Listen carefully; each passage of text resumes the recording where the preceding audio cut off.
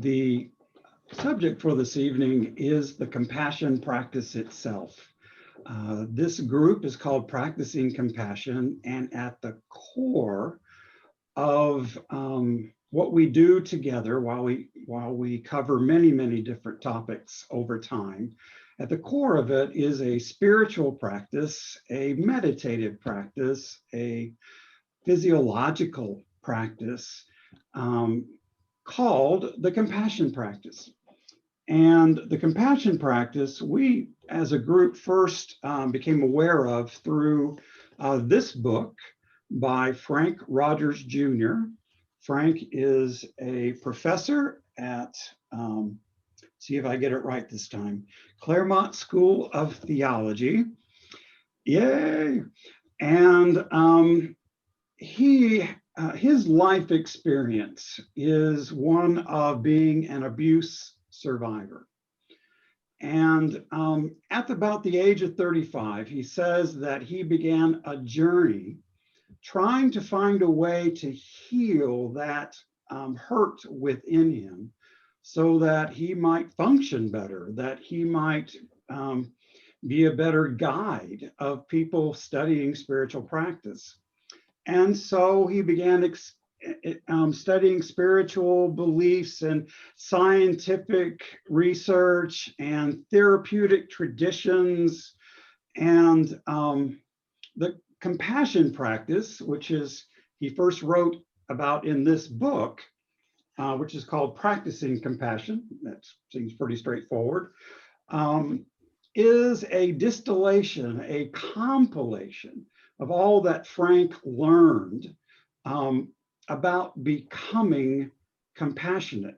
And this journey that he took was so life transforming for him, so healing for him, that he wanted to share it with others, but he wanted to share it in a way that it could be appropriated more easily, that they wouldn't have to go through a 10, 15-year process of journeying before they found a way of nurturing compassion for self and others. So he wrote the book, he created the compassion practice, and quite simply, as a simple definition, the compassion practice is a structured, meditative practice that nurtures compassion for oneself and for others. That's it. It's basically a 4-step process that by following, it makes being compassionate, acting compassionately, even towards difficult people, it makes it doable. And that's what Frank wanted for the people who read his book and were part of the compassion practice, that they would discover that they have the capacity for self-compassion and compassion for others, even those who are difficult people in their lives. Now, Frank, when he is sharing about the compassion practice, always begins with a story. And we're going to begin with a story this evening, but I want to set it up a little bit, having to do with the moment that we are in here in the United States, in California, and wherever you happen to be this evening listening to this. We're at a point where we're tired and our nerves are frayed and our emotions are at the surface. And I began to become very aware of this around the beginning of September, because I had a few people who just completely lost their composure with me over a Zoom session and became very angry and very combative. And a couple of them went into tears.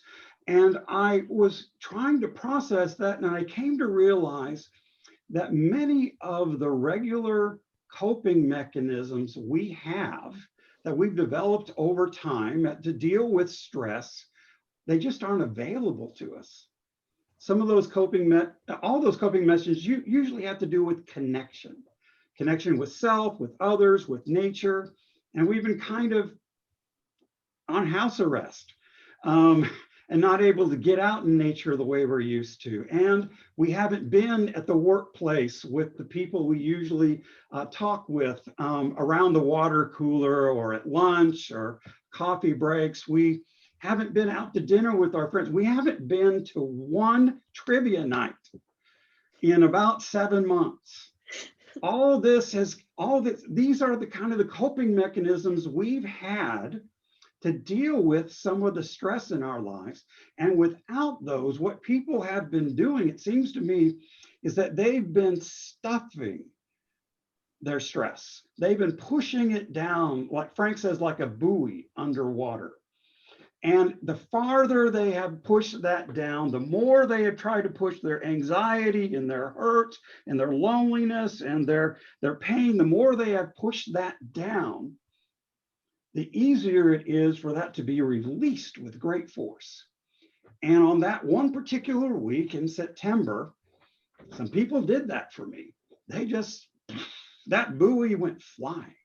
And I got to be the person to receive the water that came up and the buoy that came back down and smacked me in the head. It was not a good experience. And I was struggling with it. And then I ended up in a conversation with a young man. For the sake of the conversation, for this, I'm going to call him Steve. I got talking to Steve, and we got into a simple disagreement, and suddenly it just kind of got out of proportion. And we were having a difficult time talking to each other civilly and communicating. It wasn't so much that we were being uncivil, it's that we couldn't seem to communicate because we had kind of dug in. Our emotional stores were saying, no, I'm going to hang on to it. I'm not going to let it loose. I'm going to just hold it back in here. And the communication wasn't happening. And then Steve said to me about his pain, that his pain was like the pain I experienced back when I left ministry, because I was so hurt and physically sick and spiritually exhausted that I had to leave my chosen calling, my calling from God. I had to leave it. It was devastating for me and for my family. And this person compared their pain to mine. And I could just feel the rage rising. What do you don't know anything about my pain. You don't understand me at all. How dare you compare what you're going through now as a young man to what I suffered through over many years, and now I've been struggling with for now 15 years, and it still hurts deep inside. The conversation didn't end well. And I remained just in this emotional turmoil for weeks. And I found myself just kind of shrinking. And then I went to Sunset Cliffs and sat right at the edge of the water on some of those rocks and watched the waves come and break and spray all around me. I watched the waves over and over and over, and my attention was on each wave coming in. I would predict where it would break and how much of spray would go up and what it would sound like when it did. Would it be the thump, or would it be the thump thump of where I was sitting? And I became utterly transfixed in the rhythm of the waves, and I could just feel myself releasing the anxiety and my mind clearing for the first time in weeks. And I realized that I had gotten into a rhythm, a rhythm with the world, with nature. And that rhythm had allowed the compassionate core that was in me to begin to emerge again. I love going to Sunset Cliffs when it's difficult. And I love those waves. And it has become just being with that rhythm and feeling almost a melody that comes out of it, and the crash and the boom and the spray. Frank says there's a lot of mad in our world. He says that, and I like that word mad. It speaks to anger, but it also speaks to hate. And it speaks to this emotional chaos I think we're living in right now. There's a lot of mad in our world. There are shootings in our streets and protests about those shootings, and then people getting hurt in the midst of the protests. There's vitriol and venom, as Frank says, in our public discourse. There are angers and irritations that erode the bonds of our relationships. There's so much mad in our world that is tearing us apart right now. But in the midst of all that mad, there is also a rhythm, a melody, a sense of life and peace and love that invites us to be taken up in the movement ourselves and join the dance of compassion. I love that Frank describes it as a dance. The essence of the dance is compassion. Every spiritual tradition, every emotional and somatic healing technique, every school of psychology understands that the essence is compassion. Has anyone here, do you know of a spiritual tradition or a physical way of being in the world, or an emotional healing technique or a psychology that understands compassion to be at its core? Have you experienced that? It's an open question. I really am asking for a response.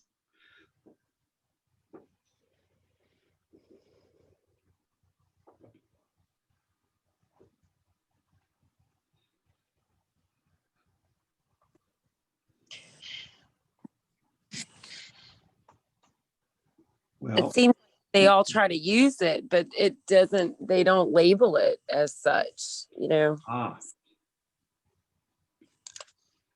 It's true. Sometimes it can have many names and many expressions within the world of science and religion and natural healing and psychology.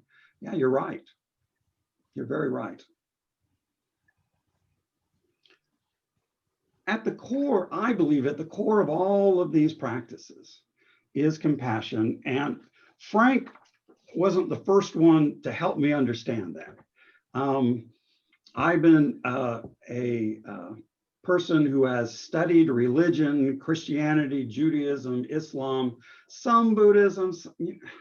I really don't know a whole lot about Hinduism, but I've been a student of the way religions talk about who we are as beings and how we interact with one another and the world. And I really do believe that the core of them is compassion, and compassion is that still water within us that can calm anger and rage and anxiety and drivenness and perfectionism and all of those things within us that cause great stress and harm to our emotional, spiritual, physical beings.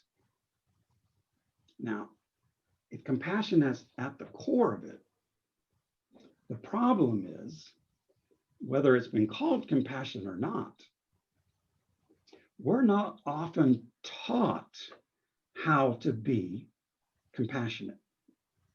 We're told you should be compassionate, but we're not given the how. We're kind of just left to ourselves to make it work from within. And that's just not good enough. You see, that's what the compassion practice is all about. That's what Frank wanted to give to the people who would read his book. And it's what we have discovered within our compassion group for the last 4 years. We have been engendering compassion. We have discovered compassion within for ourselves and for others. Frank says it this way: the compassion practice is a journey into the wisdom and practices that help us still the storms of reactivity within us, to restore us to the essence of compassion that lies within all of us, and help us live in and cultivate compassionate connection with our loved ones, people in our workplace, and even people who are difficult for us. That's what it's about. It's the how of being compassionate. I thought it might be helpful at this point for us to get clear about what Frank and the Practicing Compassion group, how we define the word compassion. It's a very specific definition.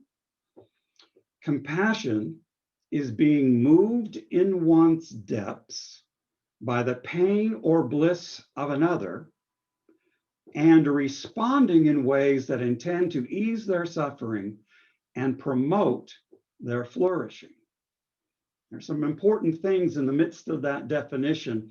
Being moved in one's depths, being touched in that compassionate core by the pain or the bliss of another. Compassion isn't all about reaching out to people who are in pain. It's also about celebrating with those who are experiencing great joy in their lives. So, moved in one's depths by pain or bliss, and then responding in ways to ease their suffering, promote their flourishing. So it's a very specific definition. I think we need to hold it in mind as we talk about the compassion practice. And I'm going to give us just 3 things that Frank talks about in the midst of the compassion practice. And along the way, I'm hoping we can have some discussion. So when I do ask a question, I'm serious. Jump in, say what's on your mind. Ask a question yourself if what I'm saying doesn't make sense, because I want us to get a good introduction into what the compassion practice is. The compassion practice is an invitation to a radical path, a walk of life that in the depths of our soul,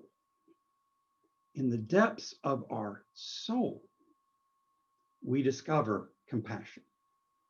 So he says that there are 3 things, that the invitation to walk this way of life is threefold. First, the path invites us to know that in the depths of our soul, a compassion that holds and heals us lives there. It invites us to know that in the depths of our souls, a compassion that holds and heals us lives there. It is in each of us. It is in me. It is in you.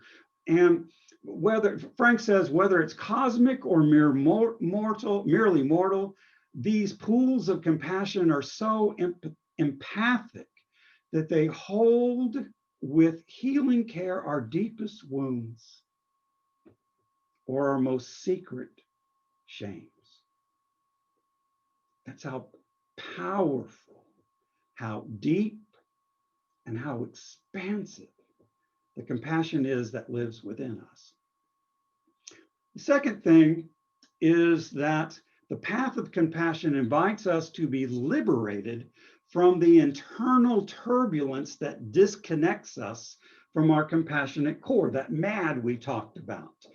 Any interior movement that disconnects us from that compassionate core. Now, I could name all kinds of turbulence in my life, and my guess is you can name turbulence in your life right now. What is it that's going on that's creating some chaos that may be disconnecting you from your compassionate core?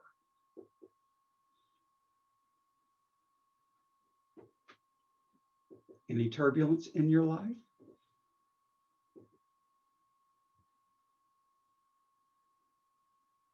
This is as quiet as I've ever seen this group. I would say some turbulence in my life is just the inability to focus because, I don't know, life isn't really going the way I want it right now. Mm-hmm. And I'm reminded about why I am in the present the way I am. Mm-hmm. And I get mad of the Mhm. past. Mhm. And been just kind of having waves of not really wanting to do anything, but I know I can't do nothing if I need a job. Yeah. Wow. That's a really good description of interior turbulence and also the kind of paradox that can be, that this turbulence can be so active that it causes us to want to be passive, by our own, but maybe by our passivity, the turbulence will pass us by, however that works within you. Through most of our waking hours, emotions are assailing us. Any emotions in your path right now? Fear, anxiety, anger, impulses driving you to work or run errands or do chores or just to numb out, that just do nothing. Those internal monologues that hound us, self-critique and perfectionism and blame and judgment, all of these things alienate us from other people, and they also alienate us from ourselves. There is a power that can calm the turbulence, and it is compassion. So, first, the path invites us to know that within our depths, there is a compassionate core. Secondly, the path of compassion invites us to be liberated from that internal turbulence that disconnects us from that core. And the third thing, the path of compassion invites us to feel genuine care for others.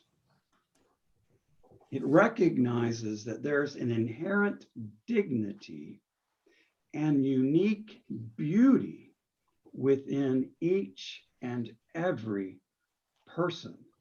And that dignity and that unique beauty is to be celebrated. Now, Frank is very clear. Let me just say this right here, right now. Frank is very clear, and we are very clear as we talk about the compassion practice. Compassion is not a way of saying I should just endure abuse from someone. Oh, I just need to love them. If I just love them more, maybe they'll love me back. No, compassion, that's not really compassion. Compassion is a way that stands up to violation. Compassion protects the vulnerable and empowers the victimized and holds offenders accountable for their violence and restrains and separates from society those who are unrepentant and refuse to change their way of being in the world. You see, compassion for someone else, the most compassionate thing that you can do for them in many cases is to hold them accountable for their behavior, to protect yourself, that's the compassion for self piece, and then hold the other person accountable for their behavior. So we have this compassionate core. That compassionate core can free us from the turbulence that is dominating our lives a lot of the time, particularly now. And there is a genuine, we can have genuine compassionate care for others, even difficult others, but it's not easy. True compassion is difficult. I want to give you just a quick glance at the 4 steps in the compassion practice. See if I can get the technology to work correctly. Okay. Yay. The compassion practice essentially has 4 steps. Catch your breath or get grounded. Shelley did that so well for us in that opening meditation. And the compassion practice teaches several techniques to help us get grounded. Some that take a while, that we took 6, 7, 8 minutes to get grounded, but there are some things we can do just in the moment that are taught in the compassion practice to help us get grounded. Then we take our pulse. You take your pulse. I take my pulse. This is the self-compassion piece. This piece is just so immensely important. It comes before taking the other's pulse, which is cultivating compassion for the other. Let's be clear. We get grounded. We check in with ourselves. We cultivate that compassionate for self. Then we extend in the 3rd step, cultivating compassion for the other. And because we are grounded, because we are rooted in self-compassion, because we are genuinely wanting to be compassionate to the other, we are able to decide what to do. We're able to discern what action in this given moment might be a compassionate action. But that discernment for action is step 4.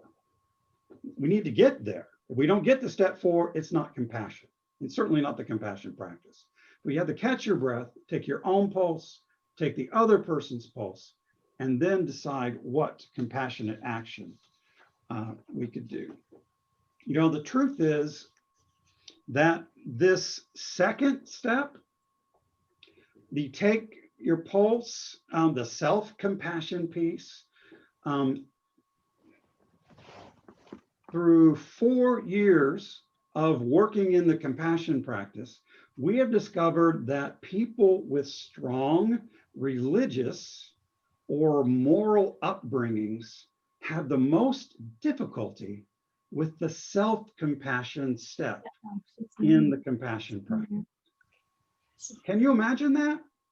Are you aware of how a religious or a moral teaching might look at compassion, self-compassion in a way that we would kind of shy away from it? Have you experienced that in your own religious or moral teachings in your life? Yes. It's amazing to me, the people who come to us, and I'm from the Christian tradition, but it's not just the Christian tradition. It's come out of Judaism. It's come out of Hinduism. It's come out of this young woman who is just saying, no, I am an atheist and I'm just a moral. I can be good without bringing God into the picture. And we were like, go for it. And she too had the same issue with compassion, self-compassion, because we've been taught somehow that caring for ourself is selfish. Caring for ourself within religious traditions has even been seen as sinful.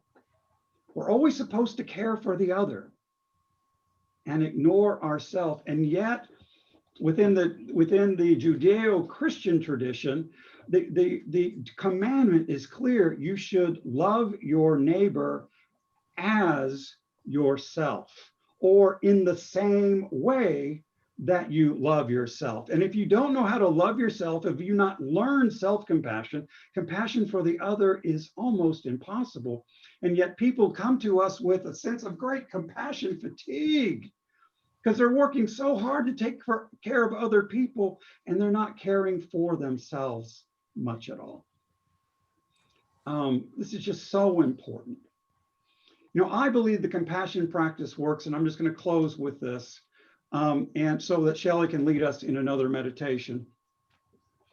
It is counterintuitive at times, but it has some things about it that make it unique from and different from many mindfulness and meditation and psychological techniques that are out there in the world. And there are many, many, many of them.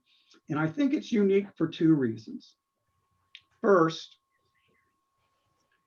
the compassion practice recognizes that compassion is one part empathy and one part action. Without the two, you do not have true compassion. You have that moving from your depths and then responding in order to ease suffering or promote flourishing. It is empathy and action. You know, new research is pointing out that there is really no such thing as compassion fatigue. And we've heard that for years and years and years about compassion fatigue. Researchers are finding out that what really exists is empathy fatigue. In empathy fatigue, we are moved in our depths over and over and over by the weight of the pain and suffering in the world becomes overwhelming, but we don't do anything about it. It just looks too big, so we don't act at all. That's empathy fatigue. But research has shown if you even do a little act of easing someone's suffering or promoting their flourishing, if you put that empathy into action, there's healing, there is release, that fatigue lifts. You may get tired. There is such a thing as compassion tired, but it's a fulfilling and restorative and reconnecting kind of tired, not this weight. Be moved from your depths and then act. That's the first thing that makes it unique. The second thing that makes it unique is that it invites the sacred into the process. It invites the sacred to be present with you and with the other you want to extend compassion to. Now, so here within the Practicing Compassion group, we will invite you to invite the sacred into the moment we are in. But we will also invite you to name that sacred in whatever way speaks to you, whatever way is meaningful for you. It may be God, it may be spirit. Shelley mentioned some earlier having to do with the Buddha and prana, and maybe it's just being a good person. We have somebody within our midst with standing at the ocean. Those rocks, those waves are sacred to me. That expansiveness, that wonder. We had one woman come into our midst, and for her, the sacred was the smell, her memory of the smell of cookies baking in her grandmother's kitchen.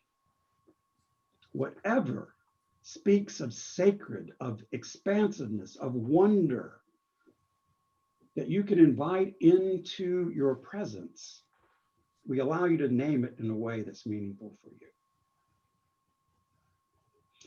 Shelley's going to lead us in a closing meditation. I did want to just pause for a couple of minutes to ask this very quiet group if I have raised any questions that I might be able to help them with. What would you say helps raise compassion within ourselves and with others? Because I kind of feel like meditation isn't working. Mhm. I feel like meditation is good for, I guess, like calming me down, making me sleepy. Mhm. But in terms of compassion and, promoting wanting to understand the person Mhm. or like having the other person understand me, I feel like what you were saying earlier with your story, just people have a very short fuse these days. Yes, they do. You are asking exactly the right questions. It's, I don't know your story, but what I'm hearing in my own interpretation of it is that meditation is a very grounding experience for you. It's that first step in the compassion practice we speak, that we teach. The compassion practice is guided meditation. And the guided meditation helps us find within ourselves those pieces that need healing and also engender within us the power to offer that healing. Then we can do the same for the other. But just grounding in and of itself is not enough. And the practice has those 4 distinct steps. And it sounds to me, you've got, my interpretation of what I'm hearing is that you have grounding down pretty well. But we would like, in the compassion practice, we would want to teach you step 2, step 3, and step 4, which can't be done in just a minute or two. It's a practice. You learn over time that can be transformational.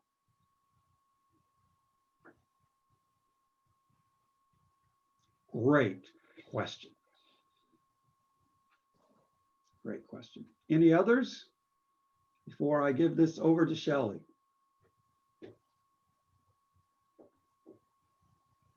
Well, thank you for your attention.